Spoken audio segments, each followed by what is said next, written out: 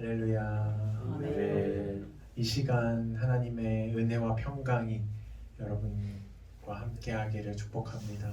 아멘. 또한 하나님의 말씀은 꿀과 송이꿀보다 더 달다 말씀하고 있습니다. 이 시간 예배 드리실 때에 이 말씀을 들으실 때에 꿀과 송이꿀보다 더 달콤하고 오묘하고 그 속에 담긴 놀라운 기이하고 진리의 것들이 밝히 들려지고 보여지는 귀한 예배 시간이 되시기를 예수님의 이름으로 축복합니다. 아멘. 우리 첫 번째 살펴볼 주제는 우리 인생은 모두 환난 속에 살고 있다는 주제입니다. 시편 90편 10절에 이렇게 모세의 시편에서 이렇게 말하고 있습니다. 우리의 연수가 70이요 강건하면 80이라도 그 연수의 자랑은 수고와 슬픔뿐이다. 이렇게 이야기하고 있습니다. 우리가 70의 인생을 살든 80의 인생을 살든 또 요즘에는 100세 시대라고 해서 100세의 인생을 살든 그 연수의 자랑은 수고와 슬픔뿐이다. 이렇게 말하고 있는 것입니다. 수고와 슬픔뿐이다. 그러니까 우리 인생에 그렇게 환난이 많다는 거죠. 우리의 인생은 어른부터 시작해서 또 어린 아이에 이르기까지 남녀노소를 막론하고 환난의 생을 살고 있습니다. 환난의 인생을 살아가고 있습니다. 제가 이 짧은 인생 살아봤더니요, 10대 때는 10대만의 수고와 슬픔이 있습니다. 10대 때 수고하고 노력하고 또 고민하고 내 존재에 대해서 노력하는 10대 때만의 슬픔과 노력이 있고요. 또 제가 20대를 또 지내와 보니까 20대에는 10대 때와는 다르지만 또 20대만의 수고와 슬픔들이 있습니다. 그리고 제가 이제 30대에 이제 들어서 보니까 30대는 또 다른 새로운 전혀 10대 때는 경험해 보지 못했던 그러나 그만큼 무거운 10대 때에도 20대 때에도 그만큼 그 경중이 무거웠던 그 환난과 그 수고와 슬픔들이 30대는 또 다시 그 새로운 어떤 어려움들이 환난들이 계속해서 다가오고 있다는 것입니다. 우리는 이 시편 기자의 말처럼 인생이 수고와 슬픔뿐이다라는 사실을 인정해야 합니다. 인생은 즐거운 거야. 어떤 이들은 말합니다. 어떤 이들은 욜로 인생이다. 들어보셨나요? 욜로다. 요즘 욜로가 You only live once, YOLO 이렇게 해서 약자를 딴 거예요. 너는 단지 지금 한 번만 살 뿐이다 라는 게 욜로거든요. 그래서 한 번 사는 인생 즐겁게 쾌락을 추구하며 너가 하고 싶은 모든 것, 게임을 하고 싶으면 게임을 하고, 그리고 그 쾌락이 주는 게 어떤 성적인 쾌락이면 성을 마음껏 누리고, 그게 마약을 해서라도 너가 누릴 수 있으면, 욜로 인생을 즐길 수 있으면 마약이라도 해라. 뭐든지 제한 없이 너의 인생이 어떻게 파멸되든 상관없이 너는 즐겨라 하는 이 욜로 인생, 요즘에 이런 흐름들이 있잖아요. 그러나 우리 성경에서 말하는 우리의 인생관을 정확히 본다면 이 수고와 슬픔뿐인 인생이라는 거죠. 즐거움을 채우고 쾌락을 채운다고 해서 결코 우리의 인생이 기뻐지거나 채워지는 인생이 아니라는 것입니다. 이 욜로 인생은 마치 갈증이 나는데 너무 목이 말라요. 음식을 짜게 먹었어요. 갈증이 나요. 그런데 마치 갈증 날 때 바닷물을 들이키는 것과 같습니다. 즐거움과 쾌락으로 내 영혼이 목말라요. 내 영혼이 살아가면서 너무 즐거운 것들을 하고 싶어요. 목이 말라요. 했을 때 여러 가지 쾌락과 즐거움으로 채웠을 때 그것은 마치 갈증이 나는데 바닷물을 마시는 것과 같아서 이내 곧 더 갈증이 나고 더 목마르고, 그렇게 먹다 보면 어떻게 되죠? 갈증이 나는데 바닷물을 마시다 보면 결국에 사망에 이르게 되는 것이죠. 그러므로 우리는 우리의 인생이 이 환난의 인생이라는 사실을 우리가 성경 앞에서 또 말씀 앞에서 겸허히 인정할 때 오늘의 말씀이 전혀 새롭게 다가와지게 된다는 것입니다. 오늘 말씀 시편 20편 1절 말씀 첫 구절을 보세요. 환난 날에라고 이렇게 나와 있죠. 우리가 이 환난을 우리가 살펴봤습니다. 우리 인생은 다 환난 가운데 있는데요. 이 시편 기자 다윗도 너무 인생이 환란이 많았던 인물이었던 거예요. 근데 오늘 이 시편 1절에 어떻게 말하나 보니까 환란 날에 여호와께서 내게 응답하시고 야곱의 하나님의 이름이 너를 높이 드시며 이렇게 이야기하고 있습니다. 여러분, 우리가 환란의 인생을 살아가지만 10대, 20대, 30대, 40, 60대, 70대, 80대 죽기까지 환란의 인생을 살지만 이 하나님, 이 말씀은 우리에게 어떻게 말하고 있냐면 환란 날에 여호와께서 너에게 응답하실 것이다. 너의 그 환란에서 구원해 줄 것이다. 누가? 여호와 하나님, 내가 너를 구원할 것이다. 또 야곱의 하나님의 이름이 너를 높이 들 것이다. 환란 가운데 저 구덩이에 빠져있는 인생, 저 밑바닥에서 우리가 기어가며 저 절망의 구렁텅이에 빠져가는 저 밑바닥의 인생을 야곱의 하나님의 이름이 너를 들어줄, 높이 들어 올릴 것이다. 저 지하실에 갇힌 인생이 아니라 높은 창공을 날아가는 독수리와 같은 너의 존귀한 인생으로 너의 이름을 높여줄 것이다. 이렇게 약속하고 있다는 것입니다. 우리가 이 하나님의 말씀을 우리가 정말 믿을 때 이 하나님의 말씀이잖아요. 얼마나 우리의 인생이 새롭게 봐지고 비록 내가 지금 환난 날이 있지만 너무 힘든 가운데 있지만 이 말씀을 우리가 믿게 될 때 하나님은 내게 응답하시고 이 모든 환난에서 나를 구원하시며 내 이름을 높이 드시는 분이시구나 라는 사실을 기억할 때 우리 인생이 다시 한번 힘을 얻을 수 있다는 것입니다. 시편 20편 2절 말씀에요. 그 우리를 건져주시는 하나님이 어떤 분이신지 이야기하고 있습니다. 2절 말씀 한번 다 같이 읽어보겠습니다. 시작. 성소에서 너를 도와주시고 시온에서 너를 붙드시며. 아멘. 우리를 도우시는 이 하나님은 성소에서 너를 도와주시는 분이시고요. 또 시온에서 너를 붙드시는 분이십니다. 이 성소와 시온이 나오는데요. 이 성소와 시온은 하나님의 보좌를 상징합니다. 여러분 상상을 해보세요. 지금 하나님이 어디 계시죠? 이 지금 우리가 지음받은 지구상에 계시지 않죠. 물론 임마누엘 하나님으로 다 계시지만 하나님은 상상해 봤을 때 그 3층 천이라는 1층 천이 우리 지구상에 이제 있는 하늘 1층 천이라고 하고요. 2층 천이라고 하는 것은 우주의 이제 은하계를 이제 2층 천이라고 곧 이제 히브리 사람들이 그렇게 믿었고요. 3층 천이라는 곳이 하나님의 보좌가 있는 곳일 것이다. 해서 그 3층 천을 이제 설명할 때 바울이 3층 천에 자기가 갔다 왔다. 그는 말은 3층 천에 계신 하나님을 보고 왔다라는 의미이거든요. 그러니까 지금 하나님이 어디 계시냐면 3층 천에 있는 저 보좌 위에 계신데 이 시편 20편 2절의 말씀 성소에서 너를 도와주신다. 또 시온에서 너를 붙드신다는 것은 지금 그 3층 천에 계신 하나님께서 그러니까 온 우주 만물을 지금 운행하시면서 다스리고 계시고 또 말씀으로 천지를 창조하신 그 전능자 그 보좌에 앉으신 하나님 왕들 중에 왕이요 신들 중에 신이신 그 하나님께서 그 보좌에서 너를 지금 도와주신다. 너를 붙드신다는 이야기입니다. 그러니까 우리를 붙들어 주시는 분이 이렇게 위대하신 하나님이시라는 것이죠. 그러므로 여러분 우리가 어떤 일을 만나든지 어떤 역경이 찾아오든지 낙심할 필요가 없는 것입니다. 어떤 역경이 찾아와도 우리가 절망할 필요가 없는 것은 우리를 지키시고 또 오늘 말씀처럼 나를 도우시고 붙들어 주시는 분이 그 3층 천에 계시는 여호와 하나님, 하늘의 보좌에 앉아 계시는 그 하나님께서 우리를 보호하고 계시기 때문인 것입니다. 여러분 인생이 아무리 힘들어도 아무리 어떤 역경과 환란이 찾아와도 시편 기자의 고백처럼 인생은 수고와 슬픔뿐이다. 우리가 신속히가니 우리가 날아간다.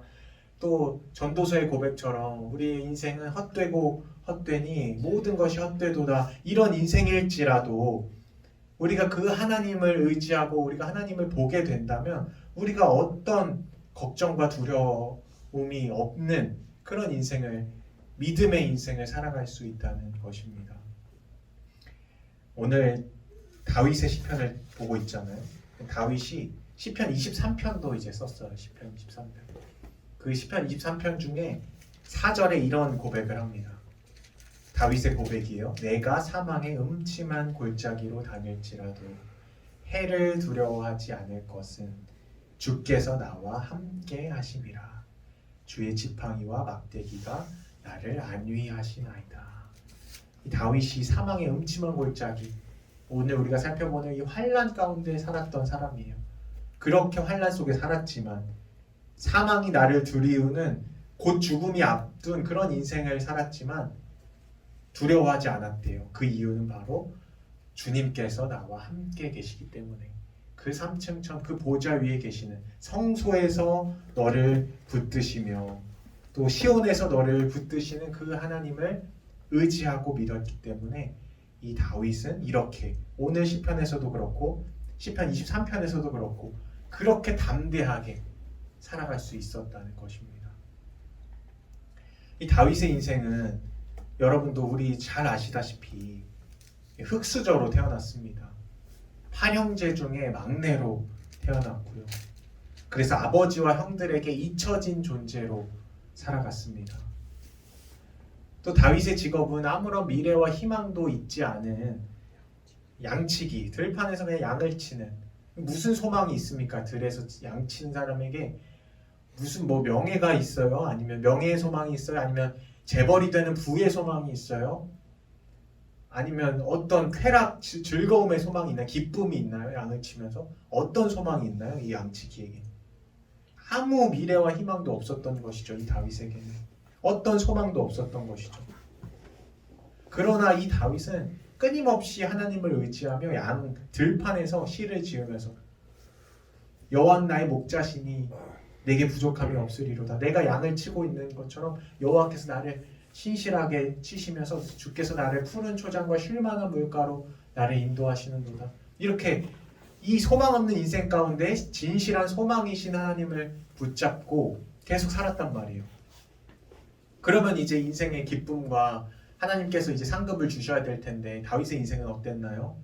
그렇게 하나님을 신실하게 환난 가운데 하나님을 의지했음에도 불구하고 사울 왕의 미움을 받아서 이 10년이 넘는 세월 동안에 계속 도망 다닙니다. 광야로 도망가고 아둘람 굴 같은 데 들어가서 그 어두운 데서 거기서 먹을 것도 없이 살고 엄청난 환난의 인생을 산 거죠. 오늘 죽을지 내일 죽을지 모르는 두려움에 빠지는 인생일 수밖에 없는데 다윗의 고백은 뭐예요? 내가 사망의 음침한 골짜기로 다녀도 해가 두렵지 않다. 내가 전혀 두려울 것이 없다. 천만인이 나를 진쳐서 나를 잡으려고 할지라도 나는 두렵지 않다. 왜였죠? 왜냐하면 주께서 나와 함께 하시기 때문이다. 여러분, 그 주님께서 여러분과 함께 하시는 줄 믿습니다. 다윗을 보호하셨던 사울과 수천 명의 군사들 속에서 신실하게 보호하시고 그 인생을 너무나 환난이 많았던 다윗의 인생이지만 그 모든 환난 가운데서 건지신 그 다윗의 하나님께서 오늘 저와 여러분의 인생을 눈동자처럼 지키시고 계시다는 것입니다.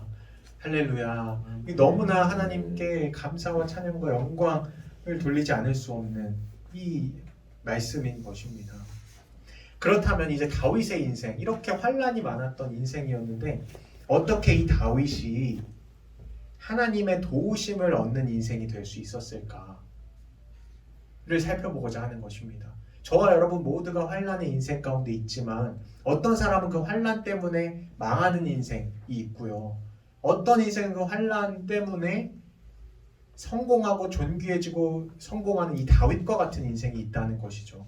그래서 이 다윗은 도대체 우리와 어떤 모습이 달랐기에, 어떤 그 멸망하는, 환난 때문에 멸망하는 그 다른 사람들과 어떤 차이점이 있었길래 이렇게 다윗이 하나님을 의지하며 또 이렇게 존귀해지는 인생을 살 수 있었을까? 그것을 한번 살펴보려고 합니다. 이 환난 속에서 존귀해졌던 이 다윗의 비밀은 어디에 있냐면 바로 예배에 있습니다. 이 다윗은 하나님을 예배하는 예배자로 전 인생을 살았습니다. 하나님은 인간을 창조하실 때에, 아담과 하와를 지으실 때에 이들을 내가 지어서 나를 예배하는 자들로 내가 만들어야겠다. 그러나 이들에게 기계처럼 어떤 시스템을 어떤 코드를 탁 입력해서 너희들은 내가 지었지만 나를 예배할 수밖에 없는 기계로 지은 것이 아니라 내가 자유의지를 줘서 나를 예배할 수도 있고 안 할 수도 있는 존재로 만들어야겠다. 그래서 자발적인 경배, 자발적인 순종과 나를 찬양하는 그런 자들로 아담과 하와를 지으신 거예요. 근데 거기서 이제 아담과 하와가 범죄하게 되고 그 이후로부터 하나님을 예배하라고 지은 모든 인간들, 저와 여러분을 포함한 인류의 모든 인간들이 하나님을 안 찾는 거예요. 찾지를 않는 거예요. 로마서 표현해 보면 하나님을 찾는 자가 한 사람도 없대요. 하나님을 찾는 자가. 하나님이 지은 이 70억 명의 인구 중에 80억 명 인구 중에서 하나님을 찾는 자가 한 사람도 없었대요. 그러니까 하나님이 얼마나 안타까우셨을까요? 그런데 이 다윗은 이 하나님을 예배했던 사람이라는 것입니다. 전심으로 하나님을 찬양하고 경외했던 사람이 바로 이 다윗입니다. 첫 번째, 다윗은 평소에 수금으로 찬양하며 하나님께 예배하였습니다. 시편 145편 1절 말씀에 아주 유명한 찬송시가 있습니다. 이걸로 찬양도 지었는데요. 왕이신 나의 하나님, 내가 주를 높이고 영원히 주의 이름을 송축하리이다. 이 시편 145편 1절 말씀이거든요. 왕이신 나의 하나님이여, 내가 주를 높이고 영원히 주의 이름을 송축하리이다. 이렇게 평소에 수금을 타면서 다윗은 하나님을 찬양했던 예배자였습니다. 두 번째, 다윗은 이 하나님의 말씀을 기억하고 읊조렸던 예배자였습니다.